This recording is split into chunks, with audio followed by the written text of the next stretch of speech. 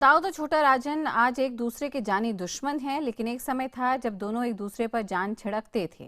दोनों कभी एक दूसरे के लिए जान की बाजी भी लगाते थे। ये हम आपको इसलिए बता रहे हैं क्योंकि छोटा राजन की गिरफ्तारी से दाऊद तक पहुंचने का क्या रास्ता आसान होगा, क्या कई ऐसे राज खुल पाएंगे, ये एक बड़ा सवाल हम सबके सामने है। आगे इन दोनों की कहानी आपको बताते हैं और ये जानने की कोशिश करते हैं कि आखिर ऐसा हुआ क्या कि दोनों जानी दुश्मन बन गए। देखिए छोटा राजन और दाऊद के रिश्ते की ये रिपोर्ट।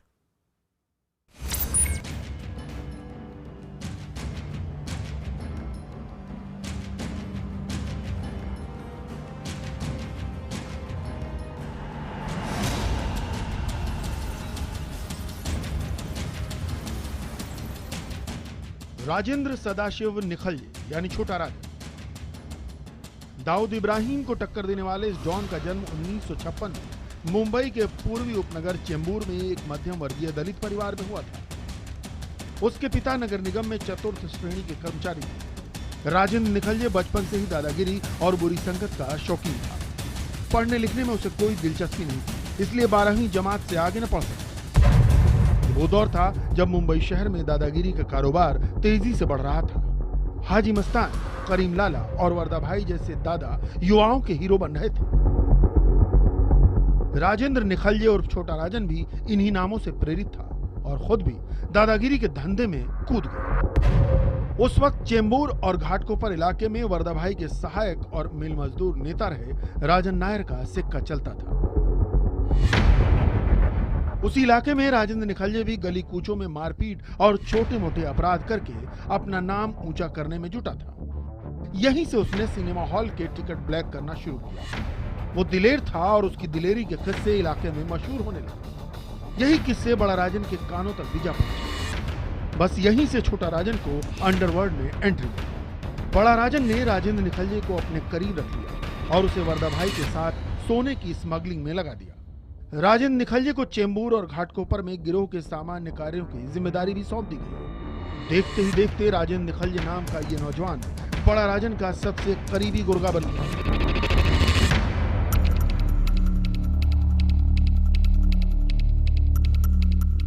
गिरोह के दूसरे साथी उसे छोटा राजन के नाम से पुकारने लगे। 80 का दशक शुरू हुआ तो राजन गिरोह सुपारी लेकर हत्या करने के धंधे में आ गया। यही वो वक्त था जब मुंबई पुलिस की कार्रवाई में वर्दा भाई मारा गया। हाजी मस्तान और करीम लाला के सितारे भी गर्दिश में थे। ये वो दौर था जब हाजी मस्तान की तो बात यहाँ पर हो रही है दाऊद इब्राहिम और छोटा राजन के बनते बिगड़ते रिश्तों की। दोनों के बीच दोस्ती दुश्मनी में कैसे बदली ये तो आपने देख ही लिया, लेकिन इसके बाद जब दुश्मनी शुरू हुई तो खूनी गैंग वॉर न जाने कितने लोगों को मौत के घाट उतार दिया। छोटा राजन ने दाऊद के बेहद करीबी लोगों को चुन चुन कर मारा। बस यहीं से शुरू हुआ दाऊद के दिल में बदले का जुनून।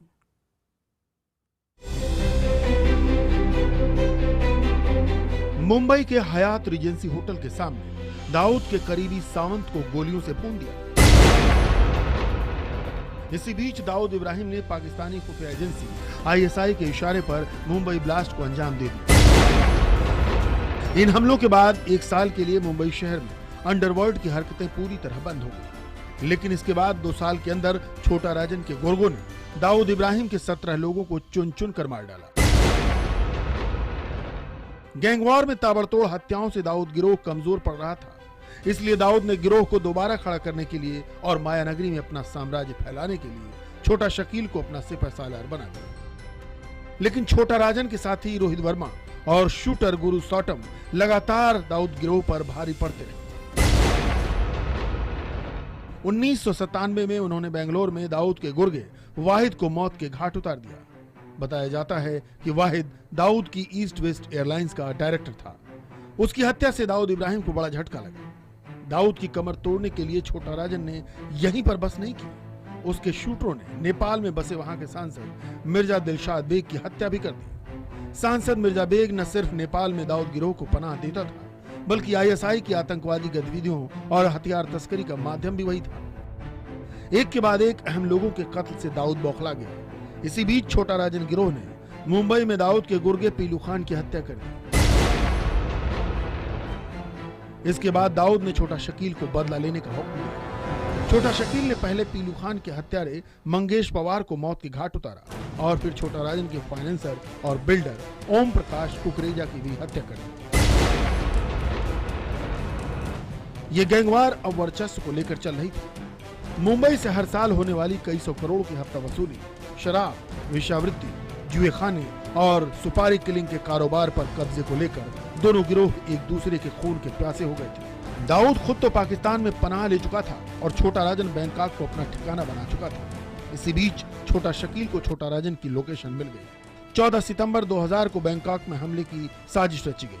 छोटा शकील ने इस हमले को बहुत ही सुनियोजित ढंग से अंजाम दिया। वो इस हमले के जरिए एक साथ कई शिकार करना चाहता था, लेकिन किस्मत ने साथ नहीं दिया। इस हमले में छोटा राजन बाल बाल बच गया। दरअसल बैंकॉक में रोहित वर्मा के घर पर जिस वक्त यह हमला किया गया, तब वहां छोटा राजन भी मौजूद था। उस हमले में रोहित वर्मा, उसकी पत्नी, बेटी और नौकरानी तो मारे गए, लेकिन छोटा राजन सिर्फ घायल हुआ और बच गया। थाई पुलिस ने 3 दिन के अंदर ही इस घटना को अंजाम देने वाले शूटर्स को धर दबोचा। पकड़े गए शूटर्स में से 3 पाकिस्तानी थे। हमलावरों ने कबूल किया कि उन्होंने यह हमला दाऊद इब्राहिम के इशारे पर किया था। बहरहाल अंडरवर्ल्ड की यह सबसे भयानक गैंगवार है जो तभी खत्म हो सकती है जब कोई एक डॉन मौत की नींद सो जाए। Bureau report, IBN 7। और इनमें से एक डॉन छोटा राजन अब दिल्ली के CBI हेडक्वार्टर्स में